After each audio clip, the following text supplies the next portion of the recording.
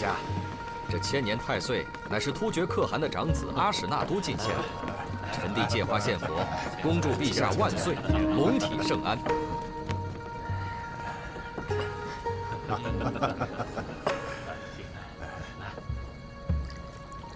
好，好，好，好。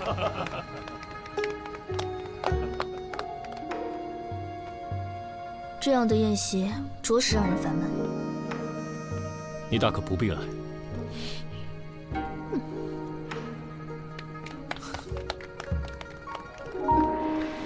陛下，臣弟已命人将太岁给您取来，还请稍后。今夜正是客，一切听主人吩咐。陛下说笑了。王爷，王爷，王爷，李飞白，干什么慌慌张张的？什么事啊？不必惊慌，慢慢说。是陛下，王爷，张夫人她，张夫人又怎么了？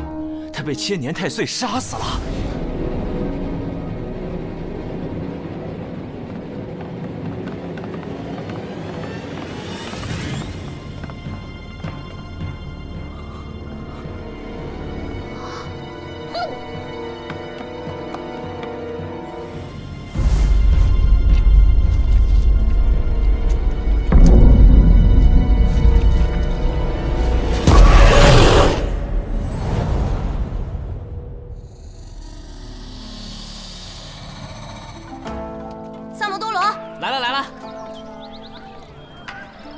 说吧，我家那口子最近有没有和那个小骚货来这吃饭？5文钱包打听。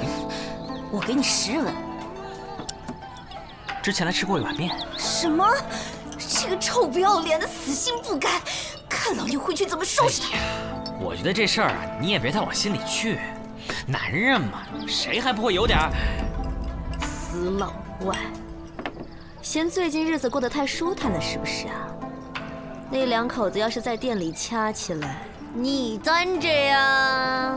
三毛，哎呦，我的炮爷，您今儿怎么有功夫亲自来视察我告诉你，别想躲，老娘跟你没完！吴王府昨晚设宴，老大和子苏都受邀了。什么宴会？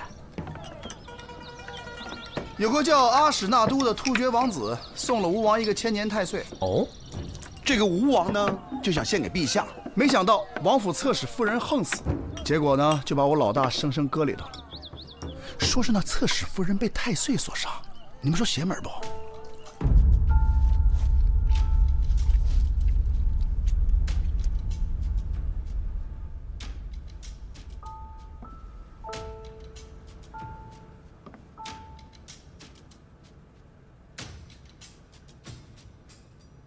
李少卿，你能替本王查案吗？只能劳烦王爷派人盯紧每一个赴宴之人，因为能在王府中自由走动、不受约束的人，都有可能是凶手。去，照办。是。王爷，阿史那都已派人严加看管。王爷，王爷，臣妾早就跟你说过，那是邪灵之物，根本不是什么灵丹妙药。送王妃回别院。王爷，王爷，阿史那都为何向本王进献太岁？别以为本王不知道。王爷，臣妾是冤枉的。带他下去。相信臣妾。带他走。王爷。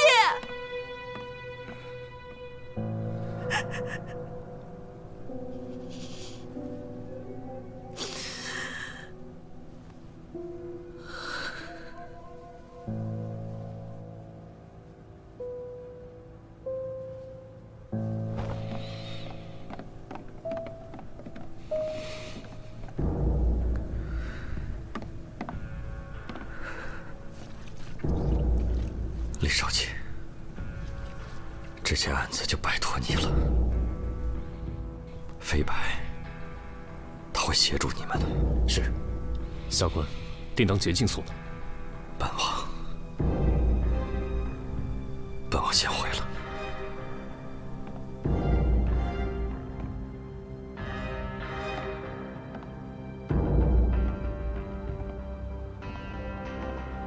李少卿，这个库房四面都没有窗户，我们派了4个仆人把守，2个时辰换一次。刚才下官也问过仆人，除了张夫人的婢女明月硬要他们离开一炷香的时间外，再也没有离开过。官人饶命，是夫人让我这么做的。什么意思？夫人近来体弱多病，之前听说太岁有延年益寿、永葆青春的功效，便动了私心来偷吃，因此她叫我支开仆人，自己偷偷来到库房。哦，小的记得，王妃之前劝过张夫人别打太岁的主意，2人为此发生争执。后来还是令长史过来将2人劝好的。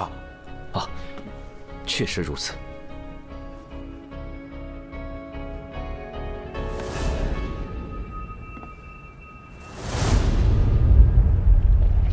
保护好现场，将尸体送往大理寺。啊，是。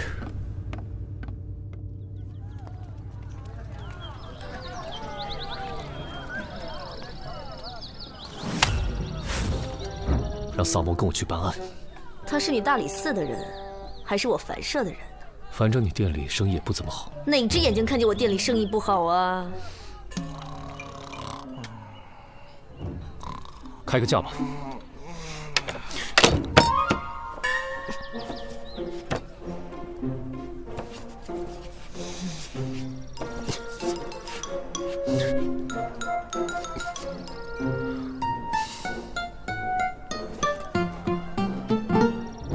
我这个月的俸禄已经花完了，等这个月过了再付款。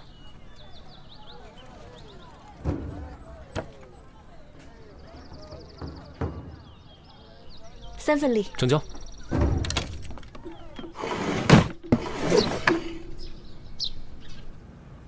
哟，大仵作，吃饭呢？一块儿吃啊。行吧。哎，这什么？水蛭啊。你从哪儿来的？从张夫人鼻子和下体取出来的。要不要加点酱汁当刺身吃？谭双燕，你现在口味越来越重啊。那个，啊，对了，那个尸体验的怎么样了？老大问。我已经验过了，死亡时间是在昨晚的戌时左右。死因呢？应该是被击晕之后，大量的水蛭同时叮咬，造成失血过多而亡的。从这个创面的数量上来看，应该有上千条之多。但是，这些水蛭有点奇怪，叮咬的都是血脉密布之处。哦，这些小家伙还挺凶残啊！哎，那个死者是什么时候被发现的2时。我能看一眼尸体吗？随便。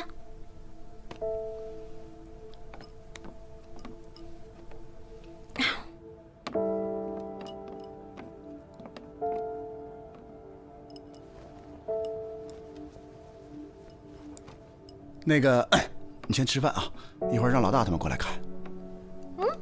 那么看一眼就走了？那些水蛭是物证啊，你别真给吃了。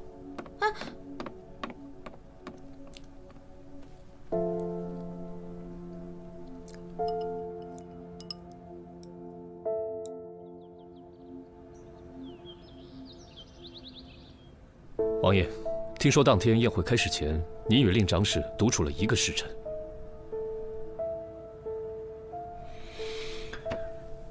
正是。当时我和飞白先去查看了一下贡物，之后又来到书房里喝了一点酒。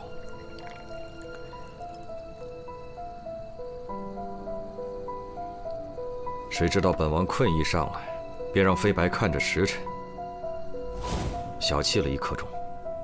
王爷是什么时候睡的？下官记得应该是戌时3刻。没错，本王当时还特意看了一眼漏刻。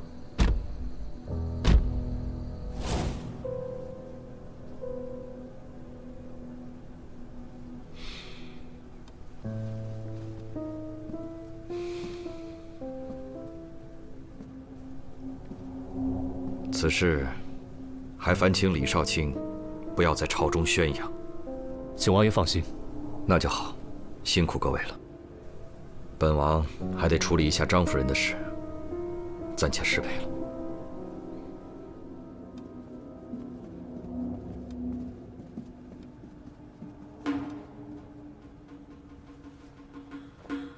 吴王点儿真背啊！你看这吴王呢，年轻的时候就死过2妾，这人呐有权有势有啥用呢？所以，废话那么多。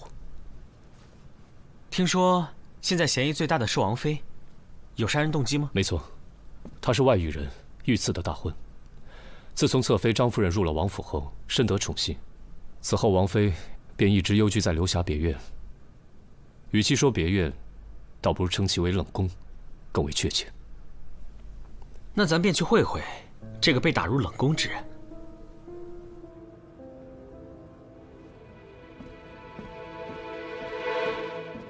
李少卿，请恕素衣瞒报之罪。昨日王爷将她送回别院后，王妃就悄然离去，再也没有回过王府。那你最后一次见她是什么时候？你要是敢说谎，李少卿会把你关到牢里去。素衣绝对不敢欺瞒李少卿。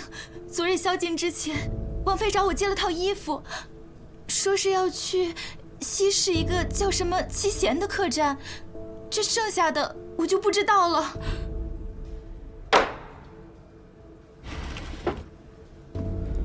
那女子和一个突厥男人在房中大吵大闹，折腾了一晚上。之后他们2人还出去过吗？那个女子争执过后就独自离开了。那个突厥人好像叫阿史那都。我求你不要再缠着我了。云舒，我这就带你回突厥。我们已经不可能了。你肯定有难言之隐，你告诉我。没有，我以为人妇。阿史那都，你别再逼我了，这不是爱，是占有欲。可是我爱你啊！我就听到这些。有发现吗？没什么有用的东西留下。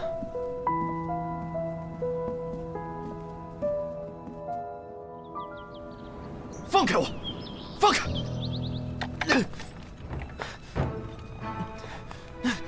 本王是被冤枉的。本王没有杀人。没问你话的时候不能开口。案发后，王妃换了婢女的衣服前去找过你。没错。她为何要去找你？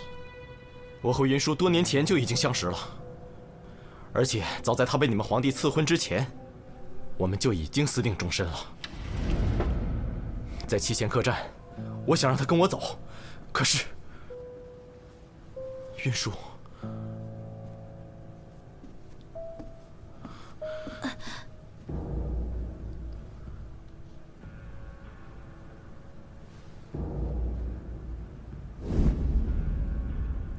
那日王妃去过七贤客栈后就失踪了，你知道她在哪里吗？她不见了。难道不是你伙同王妃一起杀了张夫人吗？那个什么张夫人，我见都没见过，我为什么要杀她？这次来大唐，我只不过想把云舒带走而已。你们一定要找到云舒，求你们了，求你们。把他押下去吧。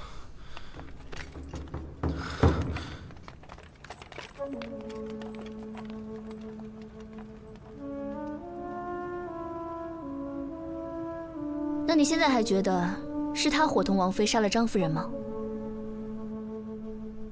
难说。你审不出，我接着审吧。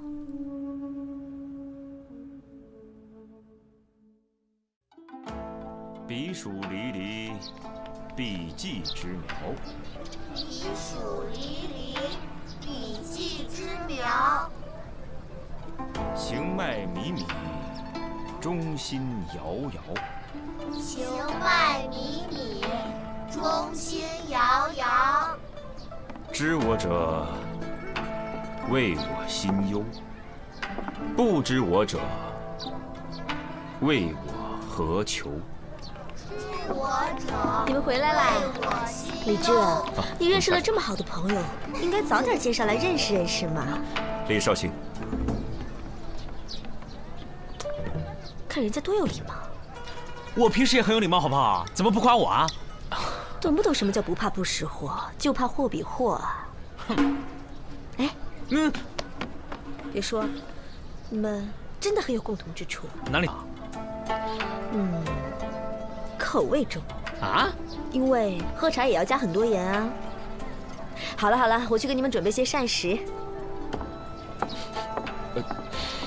哎，萨摩。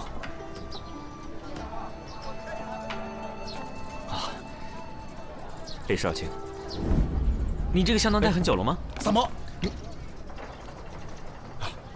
令长史，那个萨摩多罗有点奇怪的癖好，见谅啊。你这个香囊哪儿来的？这个香囊是我在西市胡商那儿胡乱买的。这个里面的药物可招虫子了，建议你不要再带了。是吗？来给我。难怪我最近老招虫子。令长史，你是查到什么了吗？啊，回李少卿。飞白从素衣口中得知，王妃有一个妖赘，一直舍不得离身，但如今却留在了梳妆台里。此事略有蹊跷。这玉坠有什么来历？玉坠是王妃出阁之前便有的，花纹特别。有什么特别啊？啊，一看便是突厥之物，而且阿史那都也有一个。令长史跟突厥王子关系很好吗？啊。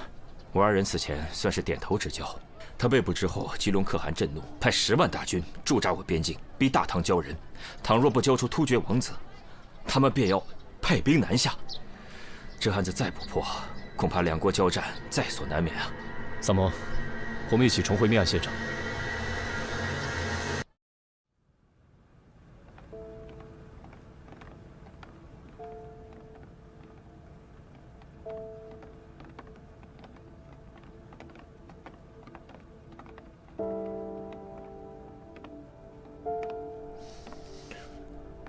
当晚，除了在府内其他地方的几个小厮没有出现以外，其他与张夫人密切来往的人，都有不在场的证明。李少卿，当晚值守的几个仆人都带过来了。你们几个一会儿好好回答几位官人的问题。是。当晚，除了张夫人的婢女明月叫你们出去，你们再也没离开过。是的。那天晚上可有什么异常？没有什么异常，只是确实听到了什么东西被打翻的声音。当时小人还以为进贼了呢。我们过去查看，发现对面杂物间的窗户破了个大洞。那张夫人是什么时候离开的？不知道。到对面杂物间看看。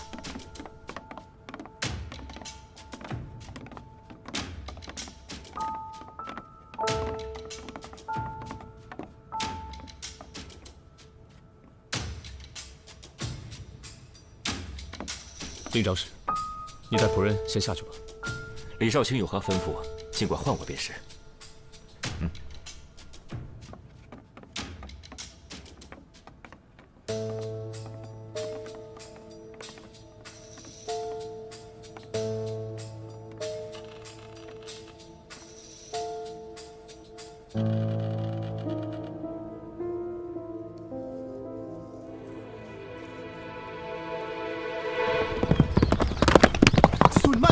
别摔着啊！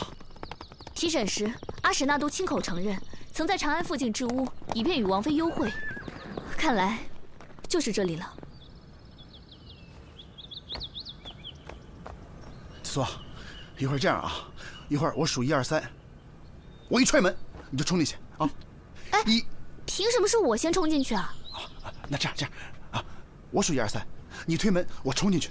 预备，1，哎！别进来！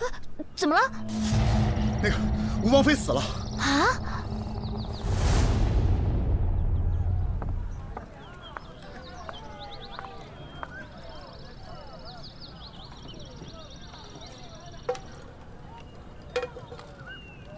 去哪儿了？查案。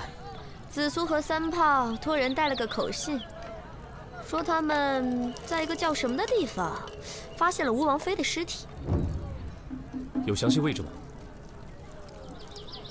地图。给我。这种钱你也赚？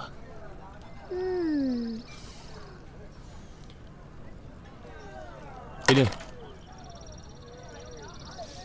难怪萨摩跟你一模一样。哎，我可只说了一句话，关我什么事啊？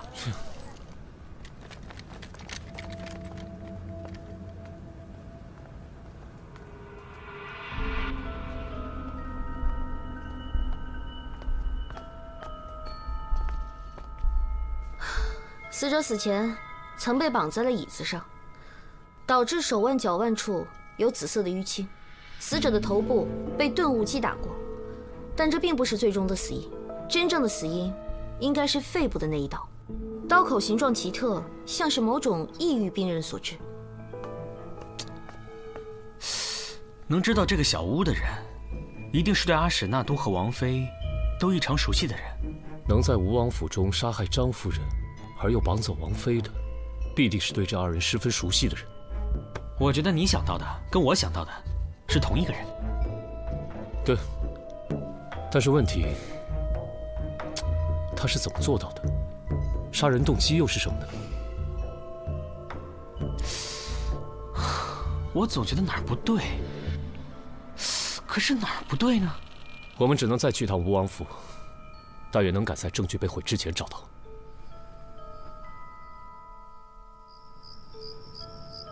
当时他们二人就在这个房间里喝的酒。没错。中途可否有人离开过？并没有，除非他二人串通，制造假的不在场证明。哎，你们看，这吴王就是财大气粗啊，这漏客都是用酒做的。喏。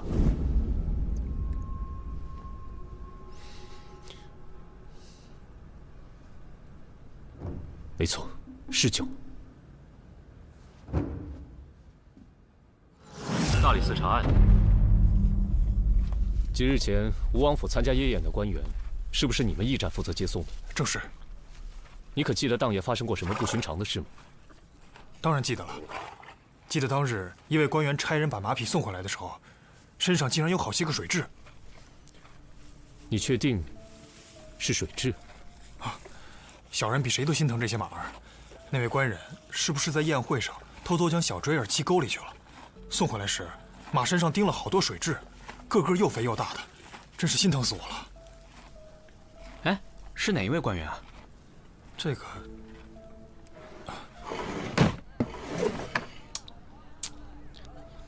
不是，老大，你们到底是发现什么了呀？这陛下给了3天的期限，马上就到了。咱咋还在这喝茶呀？如今已经能破了他的不在场证明。杀人动机究竟是什么呢？这有什么是什么的呢？杀人动机无非就2点：一，钱杀；二，情杀。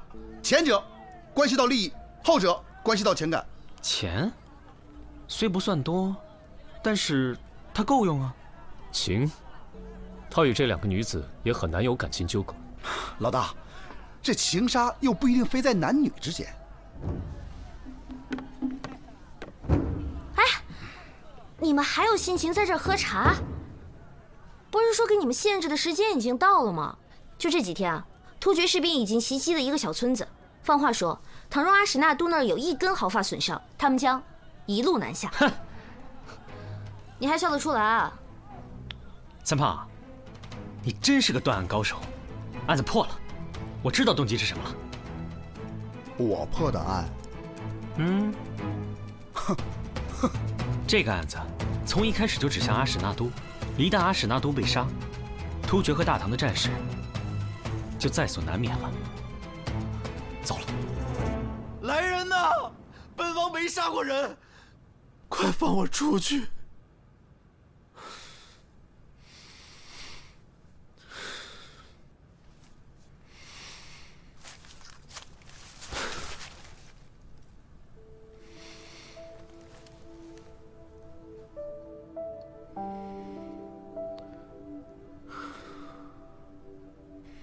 云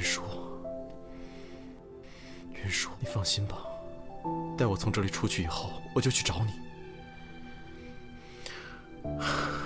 把你带回突厥。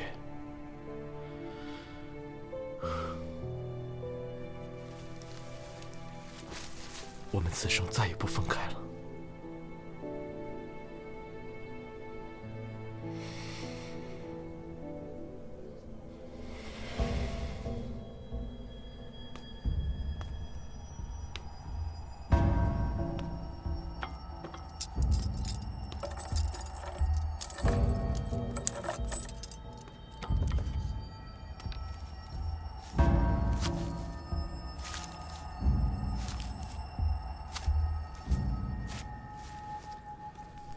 王子，您的饭来了。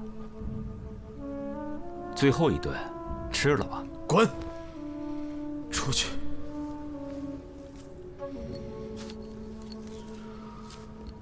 那您喝点水吧。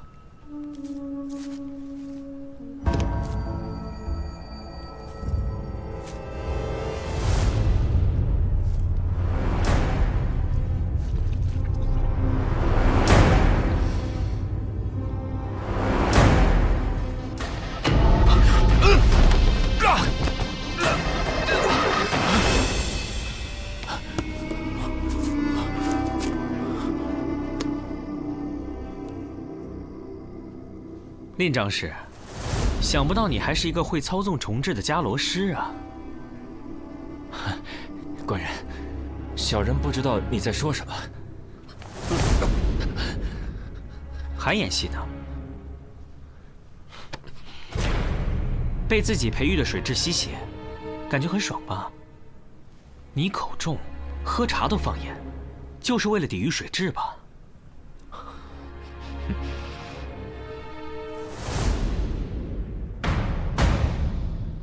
你们这是血口喷人！别忘了，夜宴当晚，下官可是有不在场证明的。在晚宴开始之前，王爷不是曾经小憩了1刻钟吗？哼，1刻钟？吴王府的书房到仓房的路上，来回便不止1刻钟，我有何时间作案？把东西抬上来吧。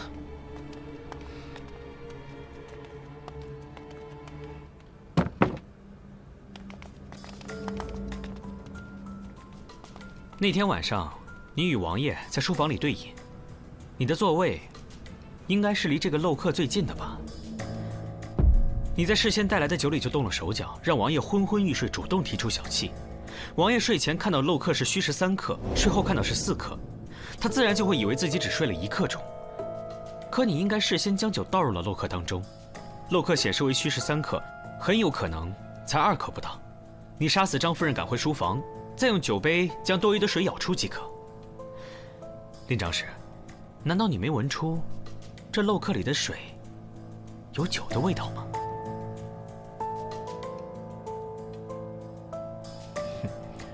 我不知道你在胡言乱语些什么。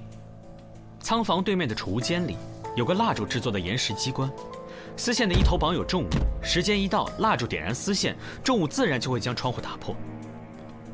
我曾经问过吴王妃的仆人，当时也是令长史告诉张夫人这个太岁的奇妙之处吧。而张夫人果然信以为真，以为吃了太岁，她就能够延年益寿、永葆青春。这是世间女子的贪念。你和张夫人约定好了作案的时间和步骤，你先去了对面的杂物间做好机关，然后张夫人觅明月将看守支开后，你们便可以趁机潜入库房。当张夫人正欲享用太岁时，你趁机将其杀死。而蜡烛机关触发后，看守自然会跑到对面去查看，这样你就有了逃离现场的时机。负责接送官员的一族也告诉我们，宴会当晚，令长史所乘马车的马上发现了水蛭，而且据他们所见，发现的水蛭十分的肥硕，那是迦兰特有的银鞭质。这种水蛭需要用人血孵化，吸血极快。你身上随身带的那个香囊，一闻便知是伽罗虫是用来育虫的。你为了伪造太岁吸血的假象，将夫人打晕之后，便驱使大量的银鞭质吸张夫人的血，导致张夫人流血过多而亡。说来说去，纯属臆测。我与张夫人平日里素来无冤无仇，我为什么要杀她？你假托太岁杀人，再嫁祸给突厥王子，圣上下令将其收押，如你所愿，突厥必然被激怒而出兵。我推测，吴王妃应该就是看破了你的秘密，才被你残忍的杀害了吧？你说什么？云舒死了？是的，他死在了山谷的那个小屋中。为什么？为什么？告诉我！我那么的相信你！放开！放开！说说吧。王妃无意间发现我与突厥的密信，我只能暂时囚禁她。王妃，只要你乖乖的待在这儿，我一定不会杀你。我不明白，你为什么要这么做？你明白又如何？你这么做，只会引起大唐和突厥纷争。难道兵连祸结，白骨鹿野才是你真正想要的吗？长史，令长史，现在收手还来得及。哼，你跟我说这些有何用？我本来就不是大唐的人。那我问你，张妍妍是你杀的吗？那是他自找的。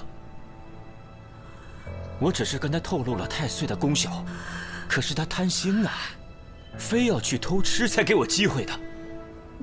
作为复国大计的一环，他必须死。那我呢？啊，对于你而言，我也只是你的一枚棋子，是吗？那你也肯定清楚，你如果不杀我，我必定会去破坏你的计划。可是我没有选择，我是大唐的子民。王妃，只要你乖乖的待在这里，我绝不会杀你。事成之后，我一定放你走。王妃，放开我！王妃，你为何要逼我？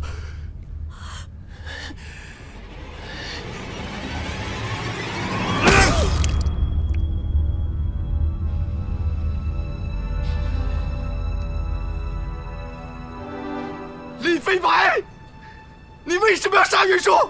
为什么？我要扒了你的皮！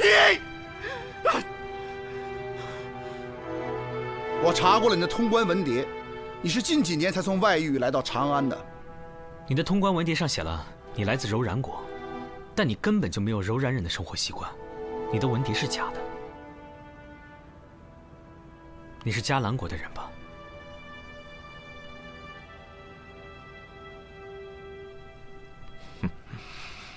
萨摩多罗，别忘了，你也是迦兰国的子民。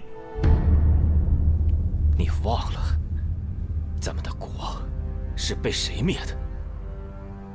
咱们的家又是被谁破的？啊，是大唐！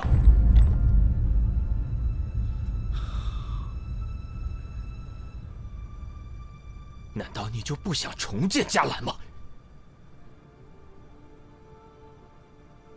没有国，我们一个个的全都是无主的游魂。唯一能让我活下去的动力，就是重新振兴迦兰国。人早晚都会死的，与其在灭国以后苟且偷生的活着，还不如为复国大业而亡。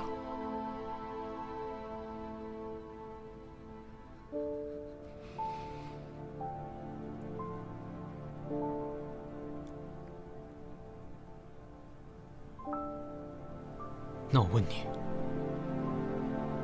你复国是为了什么？为了什么？为了迦兰逝去的子民，为了在战火中亡故的大哥和母亲。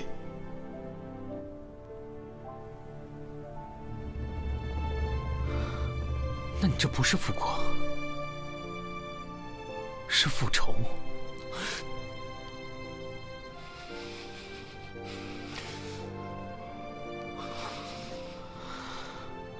我还记得，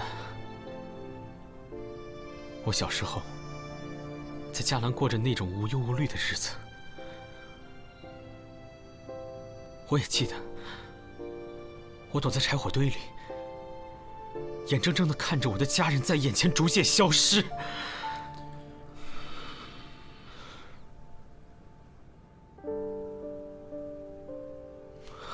没有人会比我更痛，也没有人会比我更恨。我常常在想，难道我们因为我们心里的仇恨，难道我们因为我们所谓的复国，就要去杀掉别人的母亲和大哥吗？就要让更多的人成为像我一样的孤儿吗？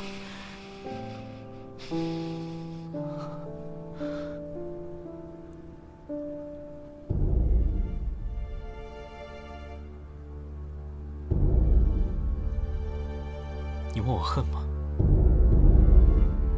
我当然恨，但是我更痛恨战争，痛恨一切打着国家名义残害无辜生命的行为。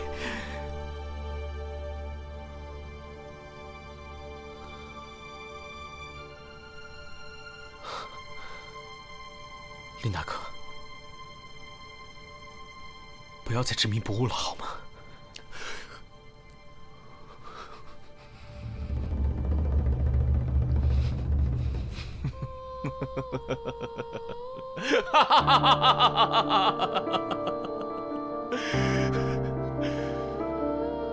不知我者为我何求？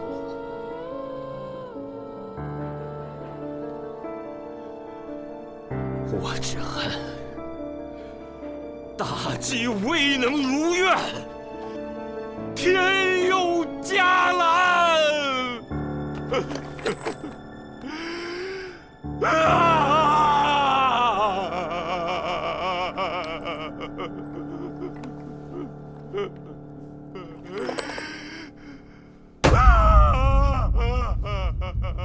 拉下去斩了！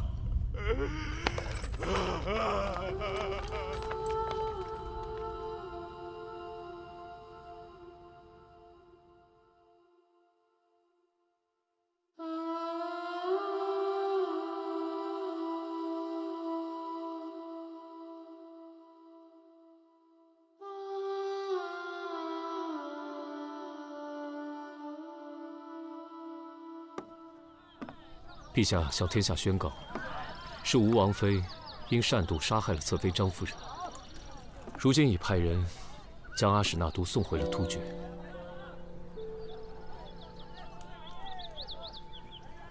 这个事儿就这样结了？也许这样才是最好的结果。也不知那些迦兰移民会不会受到迁怒。哎呀，这个国家早就已经覆灭了。双叶。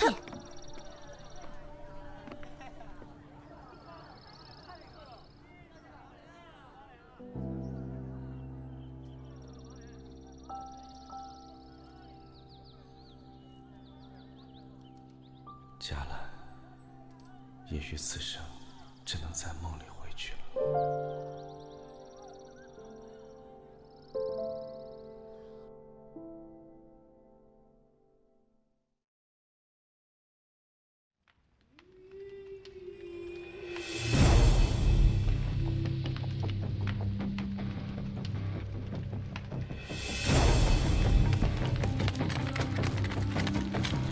启禀国师，令妃白折了，验明正身，即日处斩。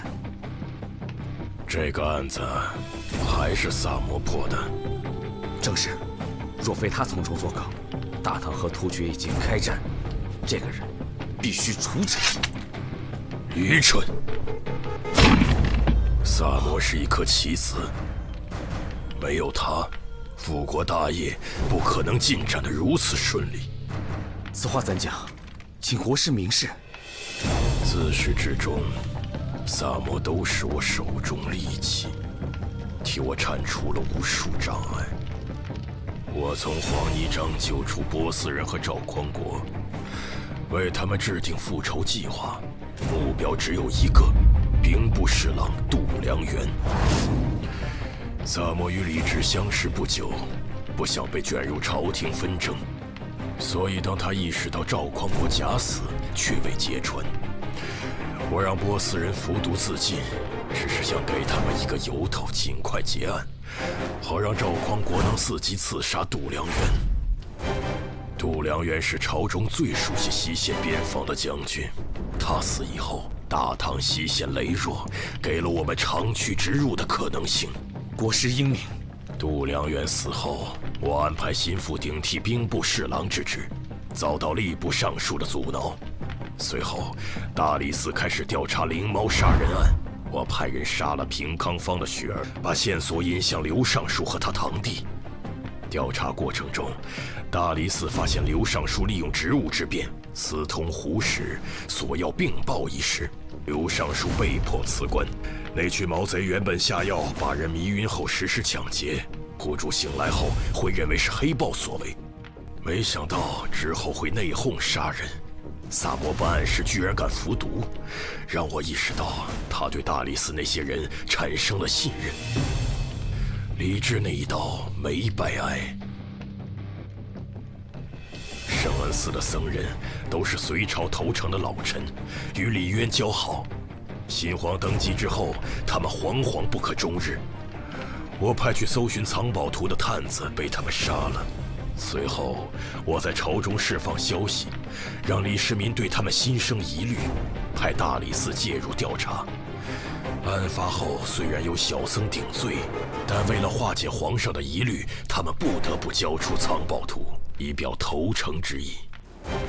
那张图在押送过程中已派人临摹，相信很快能找到藏宝之处。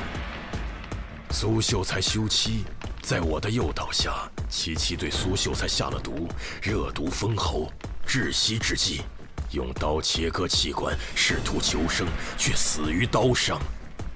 赵思南伏法后，他爹赵校尉被牵连，空出武备库的职位，自此，长安的武备库便落入我手。走私军械也正是从这一步开始的。在我的安排下，东水村李正率领村民盗窃金库。案发之后，李正充当了替罪羊，掌管金库的太府寺卿被撤职，顶上去的是个庸才，镇不住手下官吏。这个口子一开，朝廷财帛唾手可得。独子惨死，灵堂还魂。在我的诱导下，急于复仇的僧人了凡与杜老太太合谋杀人，被萨摩识破。杜老太太被发配充军，她在长安西南的3000亩山地落入我手，成了我们的驻军点。神头刘芳是我在长安的线人，常年为我提供坊间情报。案发后，萨摩看到了玉佩上的伽罗纹样，开始怀疑刘芳的背景。他居然还记得伽罗圣歌，让我很意外。卜氏怨灵一案，我为冯玉制定了复仇计划，数名高官死于非命，职位空缺。我方有3个4品以上官员入职，大获全胜。保平谷阴兵过路，孟昭复仇也是我安排的。此案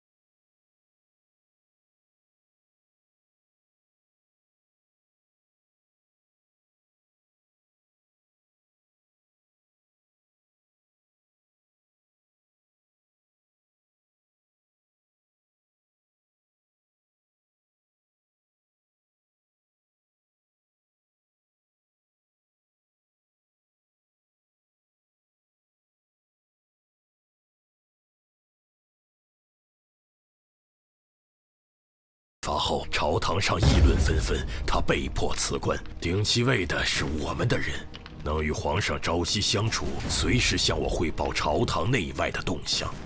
信鸽能在开战时传达作战信息，但优秀的鸽种可遇不可求。我之前曾花大价钱向黎志桥买鸽子，但这呆子拒绝了我。于是，我便诱导赵雷对他下手，引发了之后的一系列案件。黎志桥落入法网后，他的信鸽都落入我手。麻风病与天花一样，都能成为战时的武器。我派蛇师前往不周村，就是为了找到治疗麻风病之法。结案后，麻风病人的衣物、皮屑和那些沙袋蛇卵都落入我手。皮影师与侏儒复仇，涉案高官陆续横死，再次引发了朝堂震荡。结案后，我方有3名5品以上官员入职，自此我在朝中的布局已出现端倪。黑道上走私最盛的，除了咱们，就是东篱山庄，但他们有代王做后盾，很难撼动。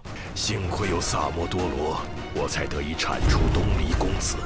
此后，东篱山庄也落入我手，彻底垄断了走私渠道。林白案是萨摩离我们最近的一次。结案之后，我紧急撤离了长安西南所有驻军，我方损失了6名将士，愿神保佑他们的灵魂安息。城郊那块荒废的菜地有数个菜窖，是我用来临时存放军械的地方。戏班的人经常在此出没，只能想办法除掉了。木商张某手下有数百名能工巧匠，把他除掉，那些工匠为我所用，就能为我军造出最强悍的工程器械。属下明白了。我安排令飞白做局，是想挑动大唐与突厥的战争，可惜败了。不过武王从此失势，也给我们腾出了不小的空间。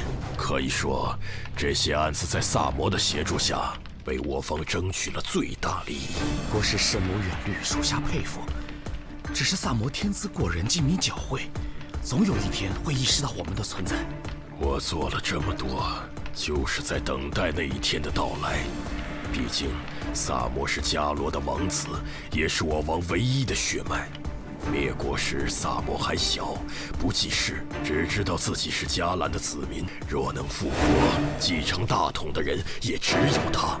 愿诸神庇佑，让萨摩耶早日觉醒，燃起心中的清凉圣火。